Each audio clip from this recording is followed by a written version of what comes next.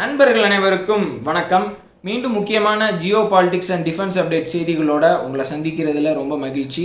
So வழக்கமான கண்டென்ட்டுக்குள்ளே போகிறதுக்கு முன்னாடி ஒரு முக்கியமான ஒரு அப்டேட் ஒன்று நான் சொல்லிடுறேன். என்ன அப்படின்னா, கோவேக்சின் தடுப்பு மருந்து வந்து கிட்டத்தட்ட 77.8% எஃபெக்டிவாக இருக்குது அப்படின்றது இப்போ ஸ்டேஜ் 3 ஆஃப் கிளினிக்கல் ட்ரையல்ஸ் முடிஞ்சதுக்கப்புறம் தெரிய வந்திருக்குங்க.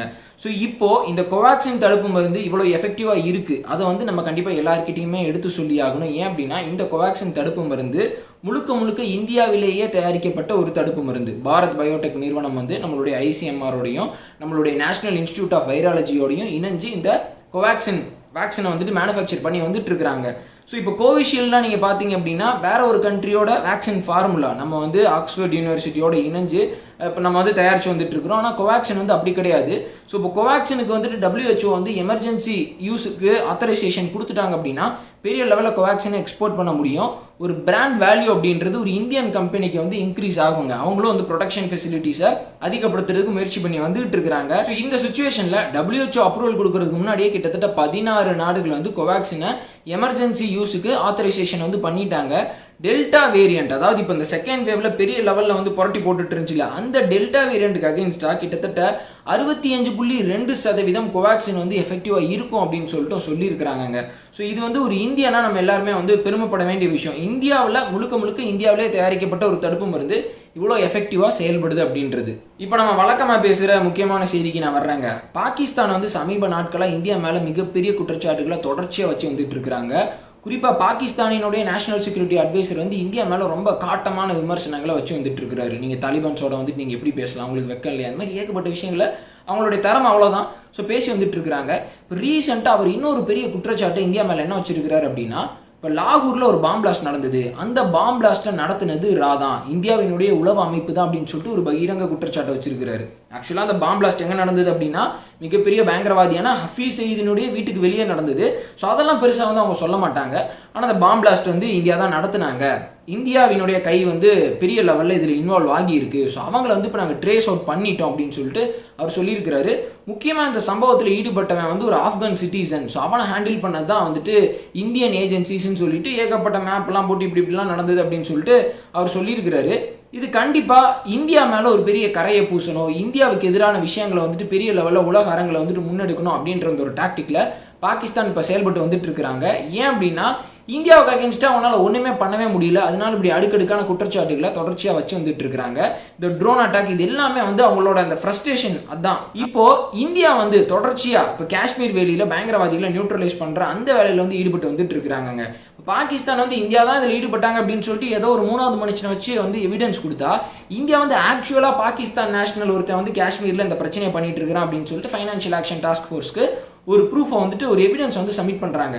இப்போ இந்த வெள்ளிக்கிழமை நடந்த அந்த ஒரு என்கவுண்டரை பற்றி நீங்கள்லாம் கேள்விப்பட்டிருப்பீங்க. புல்வாமாவில் கிட்டத்தட்ட 5 லஷ்கரி தொய்பா இயக்கத்தை சேர்ந்த பயங்கரவாதிகளை நம்மளுடைய பாதுகாப்பு படையினர் சுட்டு கொண்டிருக்கிறாங்க. ஒரு நார்மல் செக்யூரிட்டி பேட்ரோலுக்கு போய்கிட்டு இருந்தப்போ நம்மளுடைய சோல்ஜர்ஸ்க்கு ஒரு இன்டெலிஜென்ஸ் இன்புட் வந்திருக்கு, அங்கே பயங்கரவாதிகள் பதுங்கியிருக்காங்க அப்படின்னு சொல்லிட்டு. அப்போ நம்மளுடைய ஃபோர்ஸஸ் வந்து பெரிய லெவலில் இல்லை. ஸோ இனிஷியலாக பயங்கரவாதிகள் நம்மளுடைய சோல்ஜர்ஸ் எதிர்பார்க்கறதுக்கு முன்னாடியே ஒரு தாக்குதல் நிகழ்த்தி இருக்கிறாங்க. அதில் நம்மளுடைய ஒரு ராணுவ வீரர் வீரமரணம் அடைஞ்சிருக்கிறாரு. அப்புறம் பேக்கப் ஃபோர்ஸஸ் எல்லாம் வந்ததுக்கப்புறம் மிகப்பெரிய ஒரு கன் ஃபைட் அப்படின்றது நடந்திருக்கு. அதில் 5 பயங்கரவாதிகளை நம்மளுடைய சோல்ஜர்ஸ் வந்து சக்ஸஸ்ஃபுல்லாக நியூட்ரலைஸ் பண்ணியிருக்கிறாங்க. அதில் லஷ்கரி தீபாவினுடைய ஒரு முக்கியமான கமாண்டர், அந்த டிஸ்ட்ரிக்ட் கமாண்டரும் வந்துட்டு சுட்டுக் கொல்லப்பட்டிருக்கிறான். அதில் ஒரு பாகிஸ்தான் நேஷனலும் வந்துட்டு இருக்கிறாங்க. ஸோ இப்படி இந்த மாதிரி பாகிஸ்தான் நேஷனல்ஸை வந்துட்டு இந்தியா பிடிக்கிறது, அவங்க பாகிஸ்தான்லேருந்து கொண்டு வந்த முக்கியமான திங்ஸை வந்து ப்ரூஃபாக இந்தியா எடுத்துக்கிறது. ஸோ இதெல்லாம் இந்தியாவுக்கு ரொம்பவே ஒரு சாதகமான விஷயமா இருக்குது. தொடர்ச்சியாக பாகிஸ்தான் வந்து இந்தியன் ஃபோர்ஸஸ் கிட்ட மாட்டிக்காதீங்க, எப்படியாவது நம்மளுடைய ஐடென்டிட்டியை வெளியே ரிவீல் பண்ணிடாதீங்க அப்படின்னு சொல்லி தான் வந்துட்டு அனுப்புகிறாங்க. ஆனாலும் உள்ள வந்து பசங்க பாவம் சரியான ப்ராக்டிஸ் இல்லை போல இருக்கு, நிறையா தப்பு பண்ணிடுறாங்க. இப்போ இந்தியா அடுத்து ஒரு அதிரடி நடவடிக்கையை என்ன பண்ணியிருக்கிறாங்க அப்படின்னு பார்த்துக்கிட்டிங்கன்னா, ஸ்ரீநகர் டிஸ்ட்ரிக்ட்ல அப்புறம் வந்து ராஜோரி டிஸ்ட்ரிக்ட்ல வந்து ட்ரோன்ஸ் யூஸ் பண்ணக்கூடாது, அதாவது சிறிய ரக ட்ரோன்ஸ் வந்து யூஸ் பண்ணக்கூடாது அப்படின்னு சொல்லிட்டு ஒரு ஆர்டரை போட்டிருக்கிறாங்க. இது வந்து எதனால் அப்படின்னு பார்த்துக்கிட்டிங்கன்னா, ரீசெண்டாக பாகிஸ்தான் என்ன முயற்சி பண்ணி வந்துட்டு இருந்தாங்க அப்படின்றது தெரியும். ஸோ அதெல்லாம் தடுக்கும் விதத்தில் இந்தியா நிறைய நடவடிக்கைகள் எடுத்து வந்துட்டு இருக்கிறாங்க. இப்போ இந்த ஜம்மு ஏர்பேஸில் வந்துட்டு ஆன்டி ட்ரோன் சிஸ்டம் எல்லாம் பிளேஸ் பண்ணிட்டாங்க. அங்கே தான் வந்து அந்த ட்ரோன் அட்டாக் நடந்தது, அங்கே ஆன்டி ட்ரோன் சிஸ்டம் பிளேஸ் பண்ணிட்டாங்க. இப்போ இந்தியா வந்து இஸ்ரேல் கிட்ட இருந்து ELI 4030 அப்படின்ற ஒரு ட்ரோன் கார்ட் சிஸ்டம் வந்து இந்தியா வாங்கினதா செய்திகள் வந்து வந்திருக்குங்க. இதை வந்து இஸ்ரேல் ஏரோஸ்பேஸ் இண்டஸ்ட்ரீஸ் வந்து ஒரு செய்தியாக வெளியிட்டு இருக்கிறாங்க. அதாவது ஒரு சவுத் ஏஷியன் நேஷனுக்கு நாங்கள் இந்த ட்ரோன் கார்ட் சிஸ்டம் வந்து கொடுத்துருக்குறோம் அப்படின்னு சொல்லிட்டு. இந்த ட்ரோன் கார்ட் சிஸ்டமின் மூலியமா இன்கமிங் ட்ரோன்ஸை வந்து தடுத்து நிறுத்த முடியும், அதாவது ஜாம் பண்ணி கீழே விழ வைக்க முடியும், இல்லை அதனுடைய டைரக்ஷனை வந்துட்டு கன்ஃபியூஸ் பண்ண முடியும். ஒரு சாஃப்ட் கில் எபிலிட்டி இருக்கக்கூடியது தான் இந்த ட்ரோன் கார்ட் சிஸ்டம்ங்க. ஸோ கண்டிப்பாக இது இந்தியா தான் வாங்கியிருப்பாங்க அப்படின்னு சொல்லிட்டு நிறைய பேர் எக்ஸ்பெக்ட் பண்ணுறாங்க. ஸோ ஜம்மு ஏர்பேஸை வந்து ஃபுல்லாக செக்யூர் பண்ணியாச்சு. ஸ்ரீநகர் ராஜ்வரியில் வந்துட்டு ட்ரோன்ஸை யாரும் யூஸ் பண்ணக்கூடாது, அதாவது கல்ச்சுரல் அண்ட் அதர் சோஷியல் ஈவெண்ட்ஸ்க்கு யாரும் ட்ரோன்ஸ் யூஸ் பண்ணக்கூடாது. இஸ்ரேல் கிட்ட இருந்து ஆன்டி ட்ரோன் சிஸ்டம் வாங்கியாச்சு. ஸோ இந்த மாதிரி இந்தியா நிறைய துரிதமான நடவடிக்கைகள் எடுத்திருக்கிறாங்க. கண்டிப்பாக அதற்கான பாராட்டுகள் அப்படின்றது நம்ம சைடு இருந்து நம்ம கொடுத்தே ஆகணுங்க. இப்போ வந்து கவர்மெண்ட் அஃபீஷியல்ஸ் கூட ஸ்ரீநகரில் அதை சுற்றி இருக்கக்கூடிய பகுதிகளில் ட்ரோன்ஸ் யூஸ் பண்ணோம் அப்படின்னா, அதாவது சர்வே காமெடியோ இல்லை மேப்பிங் காமெடியோ ஏதோ ஒரு விஷயத்துக்காண்டி ட்ரோன்ஸ் யூஸ் பண்ணோம் அப்படின்னா போலீஸ் கிட்ட பெர்மிஷன் வாங்கிட்டு தான் யூஸ் பண்ணோம் அப்படின்னு சொல்லிட்டு நிறைய கடுமையான சட்டங்களை வந்து நம்மளுடைய அரசாங்கம் போட்டு வந்துட்டு இருக்காங்க. ஸோ பாகிஸ்தான் வந்து எப்படியாவது இந்தியாவுக்கு தொல்லை கொடுக்கணும், பிரச்சனை பண்ணணும் அப்படின்னு நினச்சி வந்துட்டு இருக்கிறாங்க. எல்லா விதத்துலையுமே நம்மளுடைய கவர்மெண்ட் வந்து டைட் பண்ணி வந்துட்டு இருக்கிறாங்க அப்படின்னே சொல்லலாம். அடுத்து முக்கியமான ஜியோ பாலிடிக்ஸ் நியூஸ்க்கு நான் இப்போ வர்றேங்க. குளோபல் மீடியா வந்து பெரிய லெவலில் பேசி வந்துட்டு இருக்கக்கூடிய செய்தி இப்போ என்ன அப்படின்னு பார்த்துக்கிட்டிங்கன்னா, அமெரிக்கன் ட்ரூப்ஸ் வந்து பாக்ராம் ஏர்பேஸ்லேருந்து இப்போ வித்ட்ரா ஆகியிருக்கிறாங்க. அதாவது ஆப்கானிஸ்தானில் இருக்கக்கூடிய மிகப்பெரிய ஏர்பேஸ் தான் இந்த பாக்ராம் ஏர்பேஸ். ஸோ இந்த பாக்ராம் ஏர்பேஸ் தான் வந்து அமெரிக்கா பெரிய லெவலில் தாலிபான்ஸை கண்ட்ரோல் பண்ணுறதுக்கு பயன்படுத்தி வந்து ஒரு முக்கியமான ஏர்பேஸ் அப்படின்னே வந்து சொல்லாங்க. ஸோ தாலிபான்ஸ் வந்து கண்டினியூஸாக நிறையா டிஸ்ட்ரிக்ஸை பிடிச்சி வந்துட்டு இருக்கிறாங்க. அதே நேரத்தில் அமெரிக்கா வந்து ரொம்ப வேகமாக பின்வாங்கி வந்துட்டு இருக்கிறாங்க. கடைசி 3 நாட்களில் மட்டும் கிட்டத்தட்ட 10 டிஸ்ட்ரிக்ஸை தாலிபான்ஸ் வந்து பிடிச்சிட்டாங்க. ஒரு 20 நாளைக்கு முன்னாடி வந்து வெறும் 50 டிஸ்ட்ரிக்ஸ் தான் கிட்டத்தட்ட தாலிபான்ஸோட கட்டுப்பாட்டு கீழே இருந்தது. இப்போ கிட்டத்தட்ட 100க்கும் அதிகமான டிஸ்ட்ரிக்ஸ் வந்து மாவட்டங்கள் வந்து தாலிபான்ஸுக்கு கீழே வந்து வந்துருச்சுங்க. கந்தகார் ப்ராவின்ஸில் இருக்கக்கூடிய பஞ்சுவாய் டிஸ்ட்ரிக்டை வந்து இப்போ ரீசெண்டாக தாலிபான்ஸ் வந்து பிடிச்சிருக்காங்க. ஸோ இது வந்து ரொம்ப ஒரு ஸ்ட்ராட்டஜிக்கலி ரொம்ப ஒரு இம்பார்ட்டன்ட் பிளேஸ் அப்படின்னே வந்துட்டு சொல்லலாம்.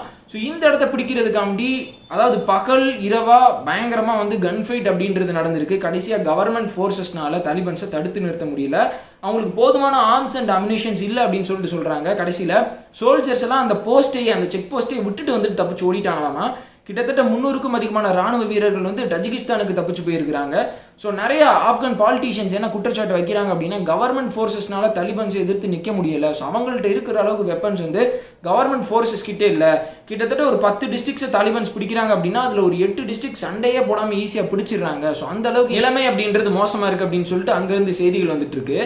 இந்த மாதிரி சூழலில் அமெரிக்கா செய்யக்கூடிய விஷயம் வந்து பார்க்கறதுக்கு எப்படி தெரியுது அப்படின்னா, ஒரு பீரியட் வரைக்கும் வந்துட்டு அவங்க பெரிய லெவலில் ஒரு இடத்த கண்ட்ரோல் பண்ணுறாங்க. அவங்க தோக்குறாங்க அப்படின்றது தெரிஞ்சிருச்சுன்னு வச்சுக்கோங்களேன், எதை பற்றியுமே கேர் பண்ணாமல் அப்படியே அப்ரப்டாக அந்த இடத்துலேருந்து வந்து தலை தெரிச்சு ஓடுறாங்க அப்படின்னே வந்துட்டு சொல்லாங்க. அதை பற்றி எதையுமே யோசிக்கிறது இல்லை. அவங்க பின்னாடி போனால் என்ன இம்பாக்ட் வரும், எப்படி வந்துட்டு நம்ம வித்ட்ரா ஆகணும், அது எதை பற்றியுமே அவங்க யோசிக்க மாட்டாங்க.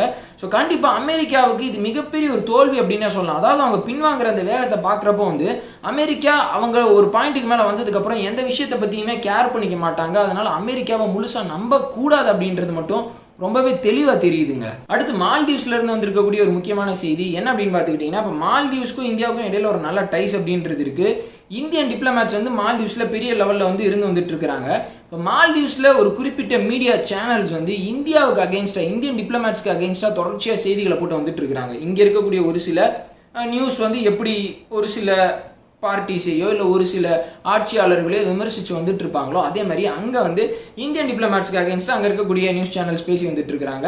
ஸோ இதனால மக்கள் மத்தியில் வந்து இந்தியாவுக்கு எதிரான ஒரு எண்ணம் ஏற்படணும் அப்படின்னு சொல்லிட்டு ஒரு பிளானை வந்து அவங்க பண்ணி வந்துட்டு இருக்கிறாங்க. இப்போ ரீசெண்டாக இந்தியன் டிப்ளமேட்ஸ் மேலே மிகப்பெரிய தாக்குதலை நிகழ்த்துவேன், இந்தியன் எம்பசி மேலே வந்துட்டு நான் பாம்பு போடுவேன் அப்படின்னு சொல்லிட்டு சொன்ன ஒரு நபரை மால்தீவ்ஸ் போலீஸ் வந்து கைது பண்ணியிருக்கிறாங்க.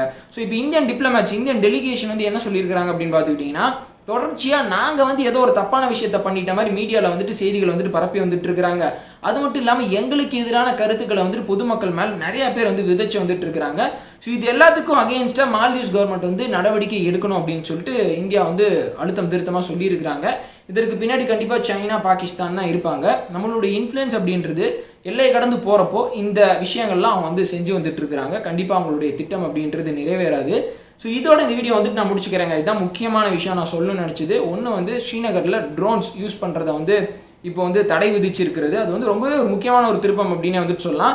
நாளைக்கு இந்த ட்ரோன்ஸை வந்து பேன் பண்ணுறது ஸ்ரீநகரில் மட்டும் இல்லை, மற்ற ஒரு சில முக்கியமான சிட்டிஸ்லையோ இல்லை வேறு இடங்களில் கூட வந்துட்டு நடக்கிறதுக்கான வாய்ப்புகள் அப்படின்றது இருக்குது. ட்ரோன்ஸின் மூலயமா பேசஞ்சர் ஃப்ளைட்ஸுக்கு கூட நிறைய ஆபத்து இருக்குன்னு சொல்லிட்டு சொல்கிறாங்க. ஸோ அதனால் அது அந்த ஒரு இடத்தோட வந்துட்டு அந்த பிரச்சனை அப்படின்றது நிற்க போகிறது கிடையாதுங்க. ஸோ எல்லாருமே எல்லா விஷயத்தையும் எதிர்பார்த்து காத்துருங்க. இதோட இந்த வீடியோ வந்துட்டு நான் முடிச்சுக்கிறேன். நாளைக்கு இன்னும் நிறைய முக்கியமான விஷயங்களை நம்ம வீடியோவில் வந்துட்டு பார்க்கலாம். அது வரைக்கும் சேனலோட இணைஞ்சிருங்க. சப்ஸ்கிரைப் பண்ணாதவங்க சப்ஸ்கிரைப் பண்ணிக்கோங்க, பெல் ஐக்கானை கிளிக் பண்ணிக்கோங்க, மறக்காமல் இந்த வீடியோ ஷேர் பண்ணுங்கள். வீடியோ பார்த்தமைக்கு ரொம்ப நன்றி. ஜெய்ஹிந்த்.